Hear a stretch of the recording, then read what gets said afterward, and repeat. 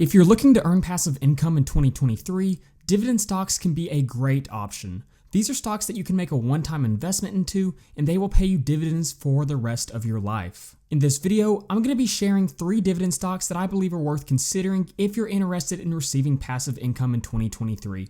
We'll be discussing their dividends, potential for growth, and overall stability so that you can make an informed decision about whether these stocks are right for you. I'd also like to say thank you to NordPass for sponsoring this video, but more on that later. The first company that we're going to be looking at that will give you major passive income in 2023 is Altria Group, stock ticker MO, currently trading at $46.62 per share. Now we can see over the past year, they're actually up about 4.55%, but year to date, they are down 2.81%. And this is a major dividend payer. If we come over here, we can see their dividend yield is currently sitting at 8.05%, and they have a huge history of paying out their dividends over time. We can see they've been increasing the amount they pay in dividends for 52 consecutive years, making them a dividend king. If we come down here and look at the dividend history, we can see 10 years ago they were paying out about 41 cents per share. Move forward to now, and that is now doubled. It's over 94 cents per share. So let's go ahead and jump into my stock valuation spreadsheet. This is a spreadsheet I commonly use to analyze all types of dividend stocks. We're going to be looking at 4 different valuation models. We'll look at Graham's valuation, a discounted cash flow, a multiples valuation, and a dividend discount model. So let's go ahead and jump over to our stock screener. If you'd like to be able to download the spreadsheet, then you can head over to my Patreon page at the link in the description. But okay, so what we are going to do is we're going to come up here and plug in the stock ticker MO and hit enter, and you can see all of this data is going to automatically load in. Now we're currently looking at a 500-day change. Let's go ahead and zoom this in a little bit and look at a 250-day change, and we can see a pretty huge decline in the share price right here. Come over here at the dividend data, we can see they're currently paying out $3.76 per share, which gives them a dividend yield of right at 8%. Now the payout ratio is currently showing about 141%. That's typically a huge red flag, but the payout ratio is actually going to be quite a bit lower than this. It's actually going to be a little bit closer to around that 80% mark when they release their next earnings. Now the next thing we want to look at is our moving averages. We can see 20 and 50-day moving averages up slightly, 200-day moving average still down about 1.79%.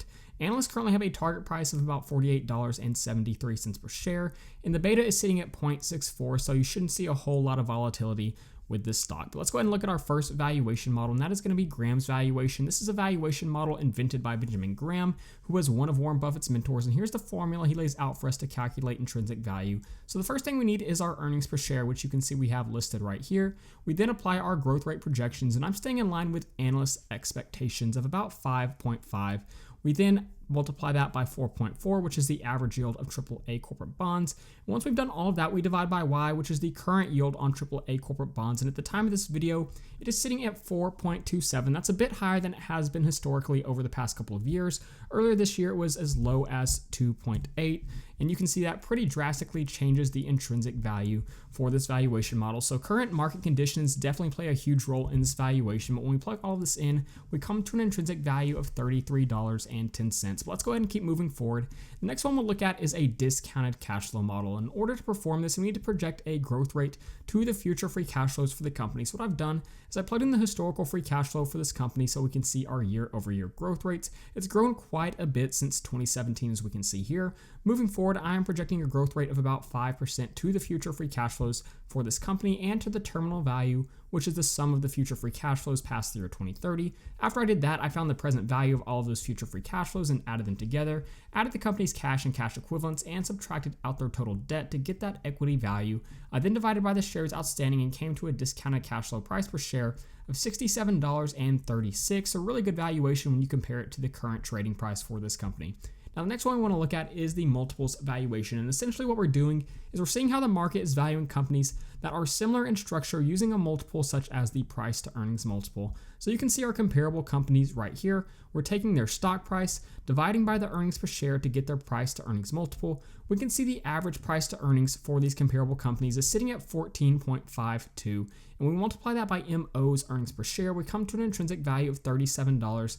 per share. Let's go ahead and keep moving forward, and we'll look at our dividend discount model. This is one of the most important ways to value dividend paying stocks, in my opinion, because it values them based on how much they pay out in dividends and how much that dividend is increasing over time. So we can see right here, I have the historical quarterly dividend payouts listed, so we can see how much they pay out each year, and this allows us to see our year-over-year growth rates. There's a really good year right here of over 14% dividend growth, 5%, a little bit lower here at 2.38%, and then a decent year at 4.65% most recently. That's an average growth rate of about 6.6% over that time period. Moving forward, I'm projecting a dividend growth rate of 4% and a discount rate of 9%, which gives us a dividend discount model price per share of right at $75.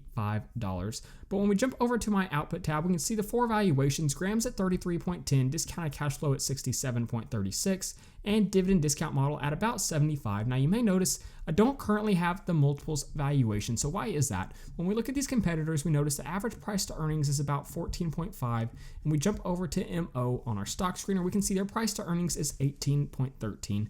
I would make the argument that this is one of those situations where MO is a company that does trade at a premium for a few different reasons, but mainly because this is a company that is a dividend king. Like we saw earlier, they've been increasing the amount they pay in dividends for over 52 consecutive years. So when you take companies like this, companies like Johnson & Johnson and companies like Coca-Cola, those are typically going to be companies that do trade at a premium and for good reason. So I don't think the multiples valuation provides a fair value for this company. But when we average our three valuations together, we come to an intrinsic value of $58.45, quite a bit higher than that current trading price. So let's say we apply a 20% margin of safety. Based upon that, our acceptable buy price for this company is about $46.76, meaning it may be a good time to consider buying this company. Now, this is a very high yielding company. If you want to receive passive income, this is a really good option. Keep in mind, you will definitely not be seeing as much growth in this company, whether in the forms of dividends or capital appreciation, but maybe this is a company that will fit into your investment goals. Let's go ahead and look at our next company. But first, I want to say thank you to NordPass for sponsoring this video. NordPass is a safe and secure way to store passwords. Sharing sensitive data through messaging apps and email is both a liability and a waste of time. NordPass allows you to manage passwords hassle-free, store your digital valuables, and take charge of your security. Using NordPass, confidential information is safe and secure. It can also be easily accessed and updated by authorized users. And in case you have new hires or departures within your company, you can easily give access or remove access from them with NordPass in mere moments. NordPass eases the burden of access to business accounts, making it possible for your team to work across devices and apps uninterrupted. It also allows you to log in, share, and make payments efficiently, backed by the highest standard of cybersecure technology. On top of that, they also offer two of my favorite tools, the custom password generator and a password health checker. The custom password generator is a great tool for creating unique and safe passwords, while the password health checker is a phenomenal tool for letting you know exactly how secure your current passwords are. So if you're interested in utilizing the great tools that NordPass has to offer, you can head over to NordPass at the link in the description. The next company we're going to be looking at is one of the most popular real estate investment trusts out there, and that's Realty Income Corporation, stock ticker O, currently trading at $64.46 per share. We can see year to date, they're down about 9.5%. They have a really nice starting dividend yield of about 4.62%, but there's a lot more to like about this company other than the fact it just has a really nice starting dividend yield. If we jump over and look at some of the dividend information, we can see this is a REIT that has been increasing the amount they pay in dividends for 25 consecutive years. That is extremely rare for a REIT. Even better, this is a monthly dividend paying company, so you'll receive passive income from them every single month. But let's go ahead and jump into my valuation spreadsheet. We'll come over here and plug in the stock ticker O and hit enter. And we can see again, this data is all going to automatically load in. Come over here, we can see they're paying out $2.98 per share in dividends, which gives them a dividend yield, like I mentioned, of about 4.62%. Now the payout ratio is showing 274%, but you have to keep in mind this is a real estate investment trust, so a payout ratio is not a good way to judge the safety of these dividend payouts, because these are businesses that are forced to pay out 90% of their profits in the form of dividends. So a much better way to judge this is actually the funds from operations payout ratio, which we're going to talk about just a little bit later. But if we come down here, we can see analysts currently have a target price of about $69.17 per share, beta of 0.79, so you shouldn't see a whole lot of volatility, and pretty good institutional ownership at about 83%. Now if we come down here at our valuations, you can see this, since this is a real estate investment trust, we actually have a few different valuation models than the ones we just looked at. And the first one we're going to look at is the adjusted funds from operations multiples valuation. I know that is a mouthful, but let's go ahead and zoom in and I'll show you exactly how it works. It's very similar to our multiples valuation like we saw on our last company, but instead of using a price to earnings multiple, we are using a price to adjusted funds from operations, which is a good way to measure the profitability of different types of REITs. So you can see the comparables we're using right here. They're P to AFFO, and we can see the average is about 17.88. And for Realty Income Corporation, it's sitting at about 16.23. So when we plug all of these variables in, we come to an intrinsic value of about $71.09 per share. Now, one of the things we do want to do after looking at this valuation is look at the historical funds from operations, because essentially we're going to be able to see where it's trading now as compared to where it's traded historically. So I plugged in the historical price per share at this point in time and the historical FFO per share at this point in time right here, so we can get our historical price to funds from operations. We can see over the last 10 years it's had an average of about 19.02, but the trailing 12 months is 17.33. So historically speaking, it is trading at a slightly lower valuation than it has over the past 10 years. Another good sign that this may be a good investment opportunity. Now let's go ahead and jump into our dividend discount model. And again, this is very similar to what we just saw. Essentially, we're looking at how much they pay out quarterly, or excuse me, this is actually a monthly paying company. So how much they pay out monthly in dividends. So we can see how much they pay out yearly, and we can see their year-over-year dividend growth rates right here. Average growth rate over the past few years of about 3%. Moving forward, I'm projecting a growth rate of 4%, a discount rate of 8%, which gives them a valuation of $77.38 per share.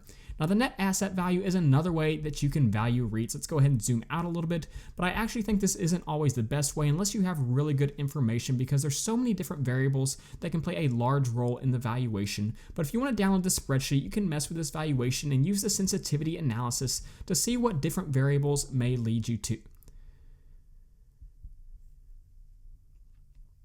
You can use the sensitivity analysis to see how the different variables play into a valuation. But let's go ahead and jump over to our output tab. Again, you can see we're not going to use the net asset value.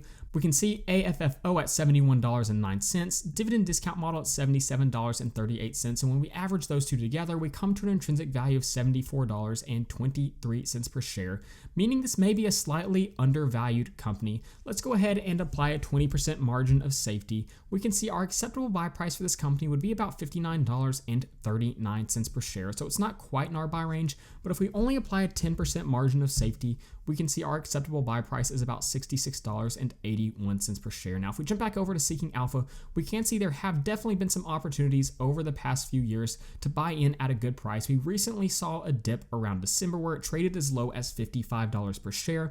I went ahead and bought some shares at this price point myself. I think this is a great long-term opportunity to start to add passive income to your portfolio. Let's go ahead and look at our last company. And the third company that we're going to be looking at for major passive income is Leggett Platt, stock ticker LEG, currently trading at $33.59 per share. This is another company that struggled over the past year. We can see year to date, they're down about 18.55%. Their 52-week range, you can see they've traded as low as about $30.28, and their high was $43.63. So they are still pretty close to that 52-week low. As far as their dividend history is concerned, we can see they've had 28 consecutive years of dividend growth. That's pretty good. That makes them a dividend aristocrat. Over the past 10 years, we can see 10 years ago they were paying out about 28 cents in dividend income, and now they're paying out about 44 cents. So that's a pretty solid dividend growth over that time period. Let's go ahead and jump into our stock valuation spreadsheet. We'll go ahead and come up here, plug in the stock ticker and hit enter, and this data will load in. We can see there was a pretty huge decline fairly recently in the share price. Come over here, we can see they're paying out $1.76 per share, which gives them a really good dividend yield of about 5.24% and a sustainable payout ratio at about 64.7%. Come down here, we can see analysts currently have a target price of about $35.67 with a beta of 1.26, so you may see a little bit more volatility than normal with this stock. Go ahead and jump into Graham's valuation. We'll come over here and zoom in, and we can see all the different variables plugged in. Earnings per share of 2.65, growth rate projection of 5, and our current yield of AAA corporate bonds at 4.27 leads to an intrinsic value of very close to $33 per share, right at that current trading price for this company. Next valuation, our discounted cash flow model. You can see I projected a growth rate of about 4.5%. That's pretty close to what they've been at historically over the past 6 or 7 years, as we can see right here. They did have a huge decline from 2020 to 2021, but I do expect that to bounce back over the next year or so. So I projected that growth rate to the future free cash flows, and I found the present value of those future free cash flows, added them together, added the company's cash, and subtracted out their total debt to get their equity value, divided by their shares outstanding, and came to a discounted cash flow price per share of $38.60. Next valuation we look at is the multiples valuation. There are really only two companies that I felt comfortable using as a comparison for these companies, and we can see they had an average price to earnings of about 17.66.